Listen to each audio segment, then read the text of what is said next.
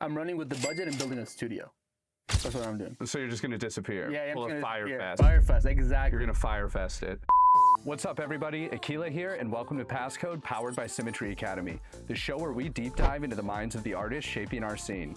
Every week, we sit down with DJs and producers from newcomers to industry heavyweights to talk inspirations, creative processes, and the moments defining their careers. Then they take over our decks for a specially curated set. So let's get into it. Today we're sitting here with Ennea, a rising force from Tijuana, now making waves out of San Diego with his bold, genre-blurring electronic sound. Supported by heavyweights like Guetta and Armin van Buuren, he is carving out a fresh path in the scene. Let's dive in. Thanks for letting me use your hat. Yep. It was hard to read with the light right there. Got you. So let's start where you grew up. I already said you grew up in Tijuana, but what kind of kid were you growing up, and what were your interests and hobbies back then? Well, I grew up in San Diego. I was born in Tijuana. But I grew up normal kid, just going to school, playing soccer. And then music-wise, I got introduced through my dad, actually, because he had like a bunch of like hardware gear, like amplifiers and receivers going into like passive speakers, and he would like essentially have me do a lot of like laboring stuff there, like with him, like, hey, connect this speaker to there and help me out with this, and then that's how I got it. So he made music too? He didn't make music. He was just plugging his vinyl and listening to classic rock and classical music. Oh, that's. But I learned all the ins and outs of audio stuff through there. Well, how old were you when you first started doing that? I was about, I think, like 7 or 8 when I started doing that. Oh wow, so it became a thing right away. Right away. How did that evolve? Well, it evolved into me making music and being an audio geek. When did you start making music? Like, when did that transition happen? I've always had like an interest in music, but I never really learned any instruments.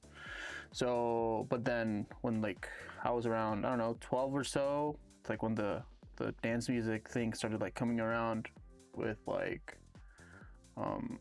with all like the Blockhouse era and the EDM boom and whatnot. And that's what kind of like triggered my curiosity to start like making music. I was around 13 or 14. So did you find a DAW first, or did you find DJing? I found DJing first. DJing first? Yeah. What were you on back then? I started out with virtual DJ like every other guy.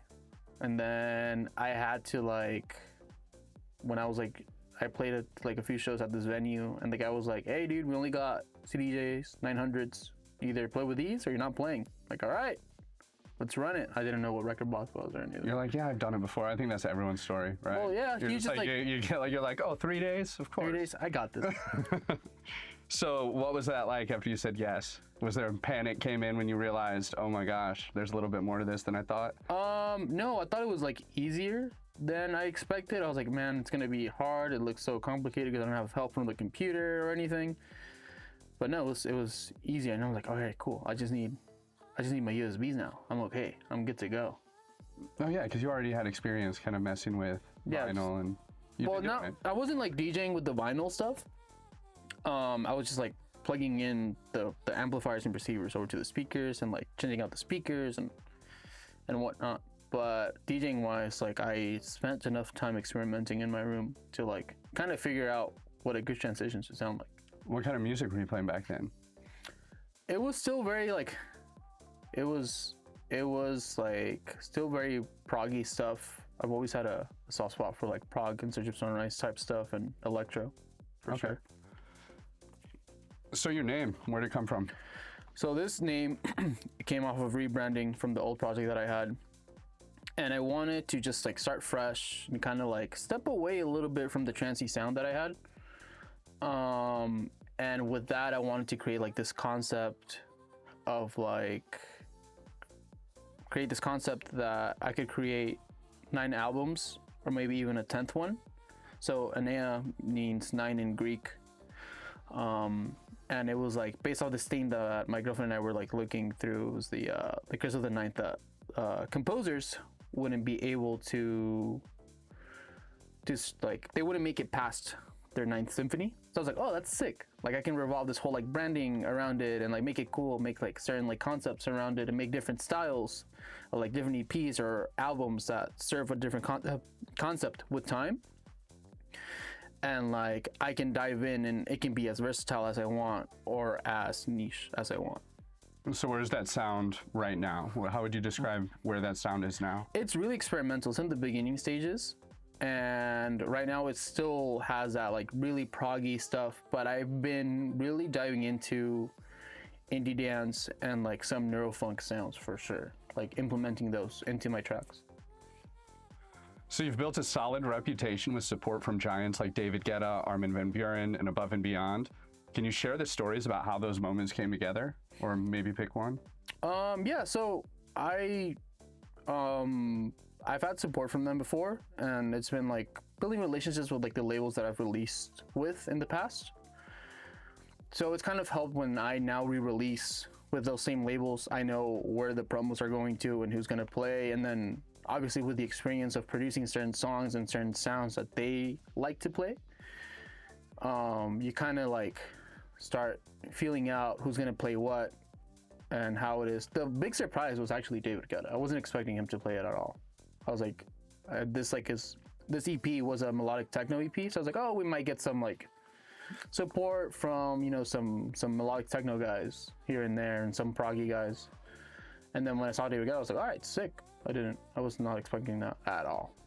So how'd you build some of the relationships with those labels for some of the artists that might be trying to do the same thing?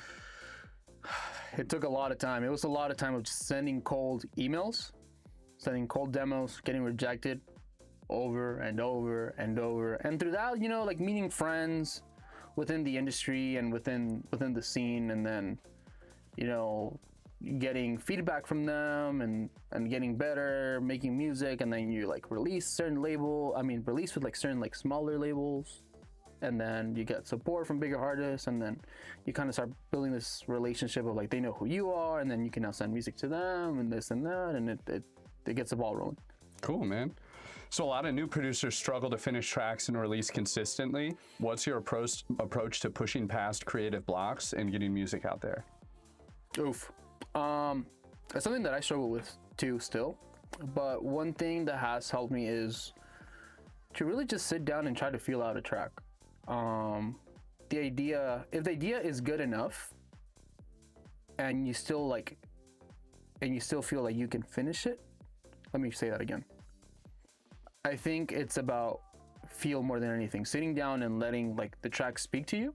Like it doesn't have to sound any other way than the way that you want it. At the end of the day, like you make the decisions and you can have references. Obviously there's like quality control that you need and what it takes for it to sound good, and you can have friends that will give you feedback and that might help you be better. But it all comes down to what you wanted it to sound like. You know, I think that might be one of the hardest things to learn as an artist, is really just sitting down and not stressing long enough for the project to speak to you and tell you where it needs to go. Yeah. You know, I feel like all of us all the time, we're in such a rush. We feel like, especially with social media, it always feels like you have to get something done or you need to be performing more. Yeah. But really figuring out how to empty your brain. Yeah. Right? It's a fight for relevancy almost. It's weird. Sometimes I have struggled, like I will even struggle with a lot where I'll sit down and I feel like I'll have to make something at a certain speed. But then there's days where I sit down and I might just be completely in the flow on one thing. Yeah. Like vocal arrangement or just delay throws or reverb throws, or just really feeling the vibe and taking the time and just being like, I don't need to rush. Like I can just be here in the moment and just let it come to me, right? For sure. And also the thing is like, a lot of those moments where you feel like more in a flow state, it'll be triggered by certain things. And also the other thing is I've noticed producers want to sound a certain way. They want to like be the next Anima, and they want to be the next Avicii and the next Skrillex, and they're so focused, hyper fixated on being that they're not themselves, you know. And you can't really make something creative and cool if you're trying to be like somebody else. So how would you approach writing within a genre, but still being yourself? You can always be influenced by more than one source.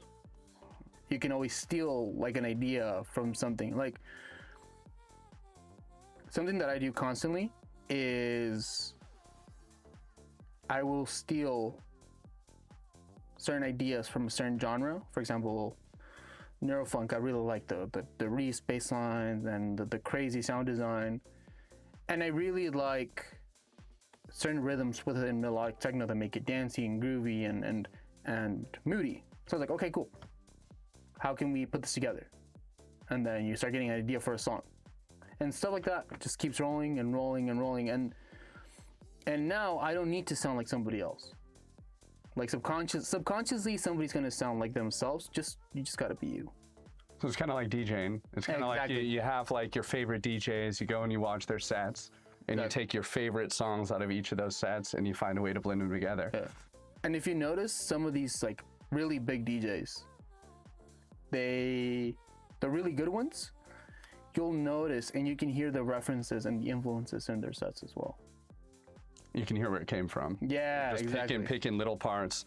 I feel like for me, I've made like every genre, like in the times that I've been producing, and I feel like my sound has come from my favorite parts of all those different genres. Yeah, dude, for sure. And all the racks that you say, we were talking about that earlier, the racks that you save, the samples that you reach for. Yeah, I guess that's how you find a sound, huh? Yep. So if you could go back to back with any celebrity who doesn't DJ or produce, who would it be, and what kind of set would you play together? You know what? Who would it be? I do it with Michael Bisping, the UFC fighter. Okay. Because he's a DJ. He DJs from vinyl. Let's make it happen. Yeah, let's do it. What kind of set would you guys play? I don't know. I'll probably follow his lead. Okay. I'll let him take the lead. Yeah, take the lead. So if DJs walked out like pro wrestlers, what would your entrance song be? Can't be one of your own.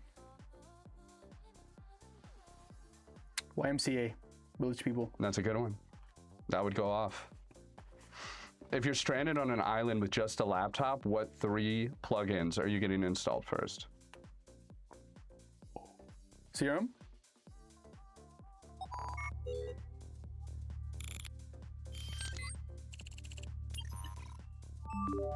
Pro Q. And some type of clipper or limiter. Amazing. That's all you need, really.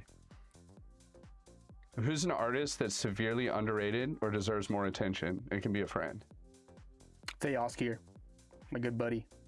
He's really good. What kind of style is he? Electro. Electro? Yeah, that guy's great. Check him out. He's great.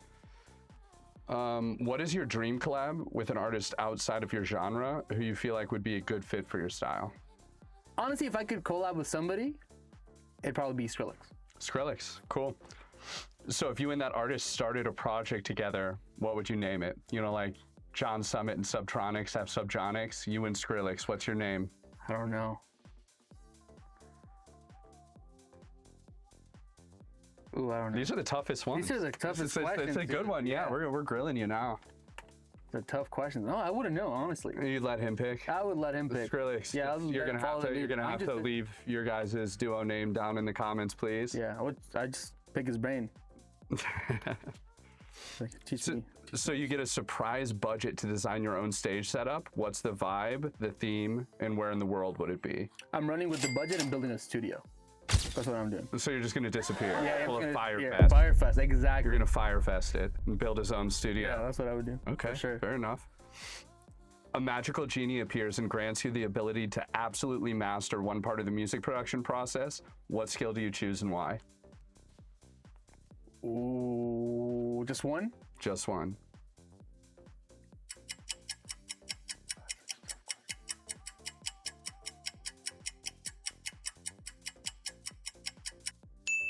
I'd probably say sound design. Sound design. That's good, but plot twist. Your wish is granted, but one skill has to be reset to beginner. Which one are you letting go of? Fuck, mastering, bro. Take it. It's a good answer. Send me your tracks to master, or Richie, Wraith, at ISC Mastering. What's something your audience might be surprised to learn about you outside of music?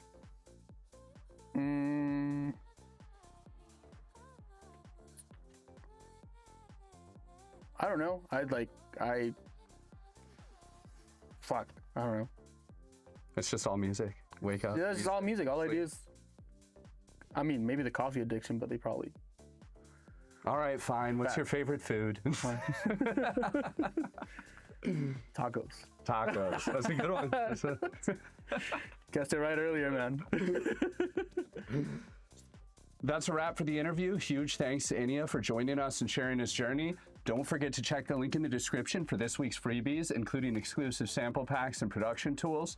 If you're ready to take your music to the next level, explore mentorship and courses at Symmetry Academy. Now let's dive into Ennea's 45-minute set. Yo, if you're anything like us, you've probably been diving into Serum 2 lately. That's why PASSCODE, in collaboration with Sound Design Academy, is giving away a free Serum 2 preset pack. 25 presets with macros, just as a thank you for tuning in. We've dropped a download link in the description, so grab it and start creating. And we want to hear what you make. Send us a track for a chance to get a shout out on the stream and even have your song played live by Akela or myself. Can't wait to hear what you guys cook up. Now let's dive into this week's mix.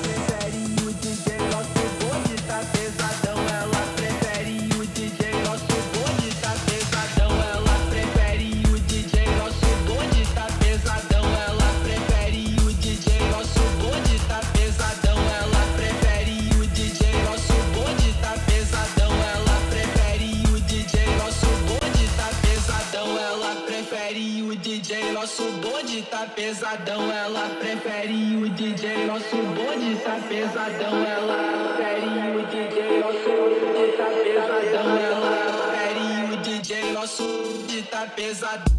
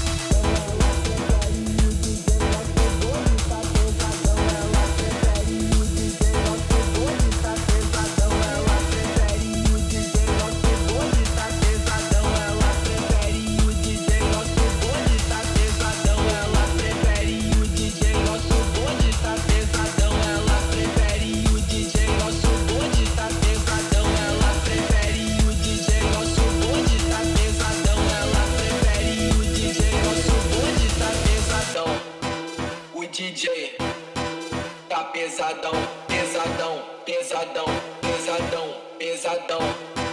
O DJ tá pesadão, pesadão, pesadão, pesadão, pesadão. Ela prefere o DJ, nosso bonde tá pesadão. Ela prefere o DJ, nosso bonde tá pesadão. Ela prefere o DJ, nosso bonde tá pesadão. Ela prefere o DJ, nosso bonde tá pesadão. Ela prefere o DJ, nosso bonde tá pesadão. Ela prefere o DJ, nosso bonde tá pesadão. Ela prefere o DJ, nosso bonde tá pesadão. Ela prefere o DJ, nosso bonde tá pesadão. Ela prefere o DJ, nosso bonde de pesadão. Ela prefere o DJ, nosso bonde de pesadão.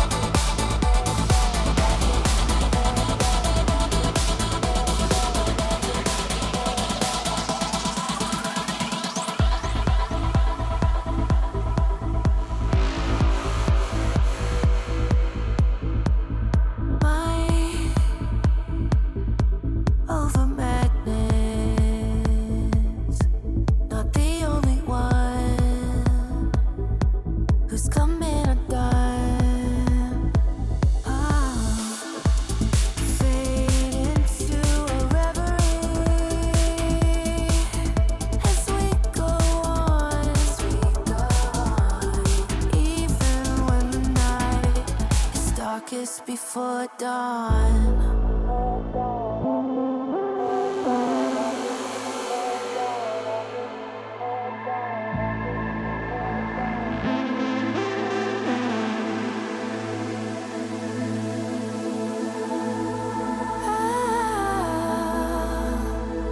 Someday we'll know the reason. Keep believing.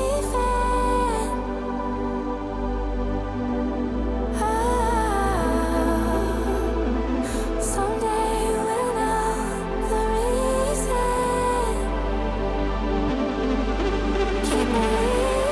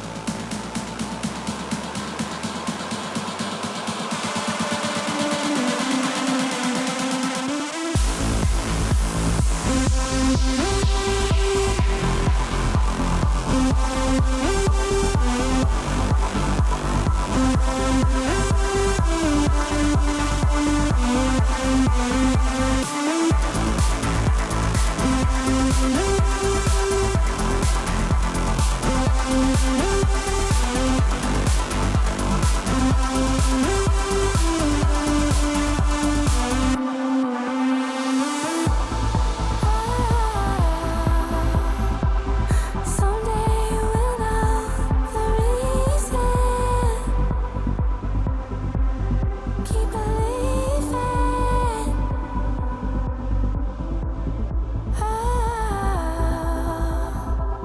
Someday we'll know the reason. Keep believing.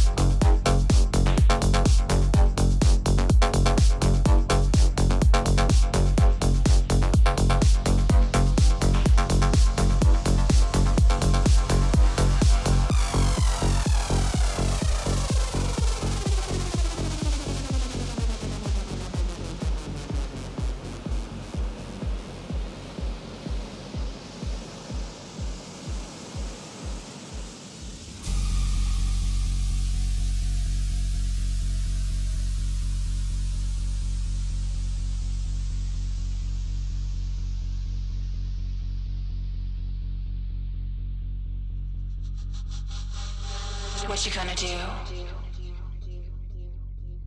You gonna come closer? You gonna stare forever? Do you wanna get to know me? What you gonna do? You gonna come closer? You gonna stare forever? Do you wanna get to know me? Get your confidence up. We only got tonight. DJ's bringing the heat. You better do this right.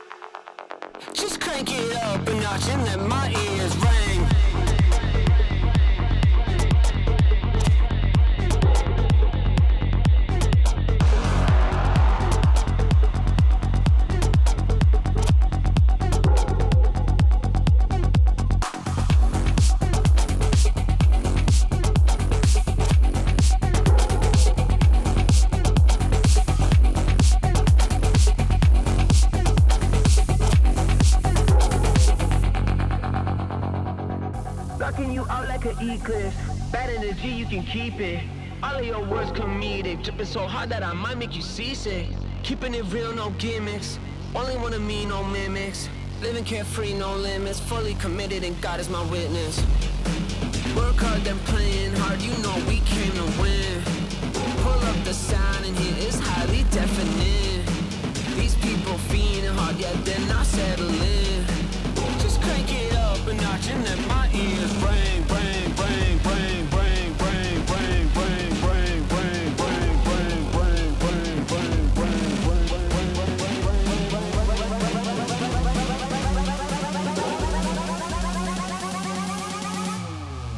Just crank it up a notch, and let my ears ring, ring, ring, ring, ring, ring, ring.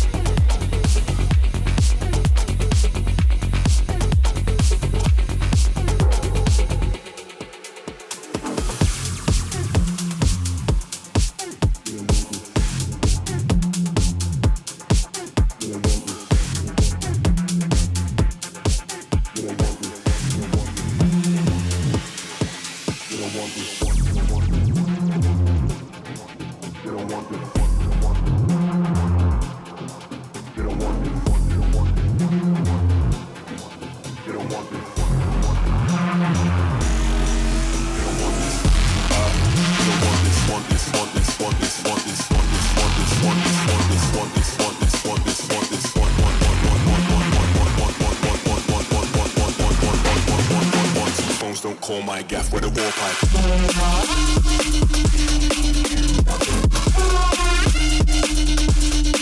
You don't want this.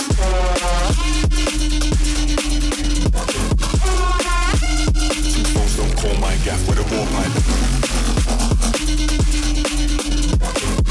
Gaff with a war. You don't want this. Don't want this. Gaff with a war. Two phones don't call my gaff with a war pipe. Gaff with a war. You don't want this. Don't want this. Gaff with a war. Two phones don't call my gaff with a war pipe.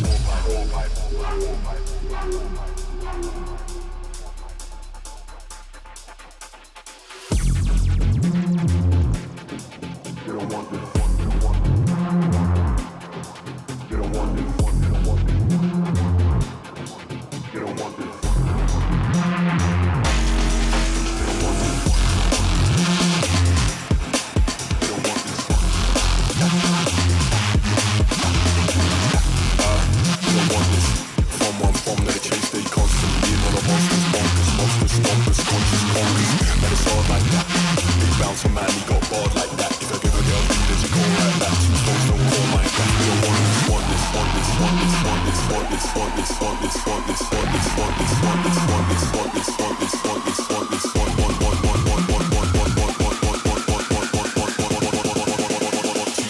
Call my gap, you don't want this.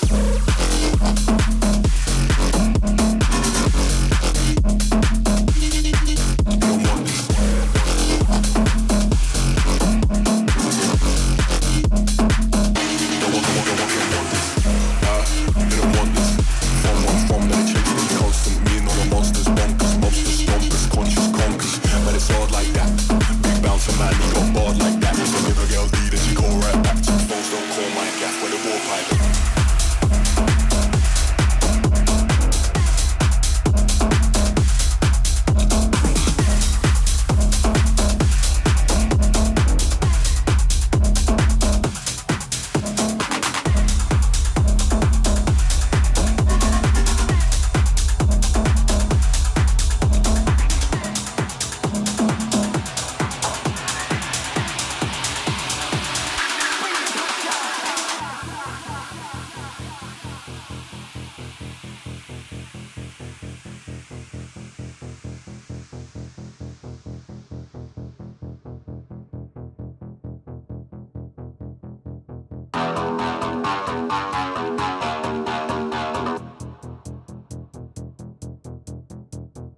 Thank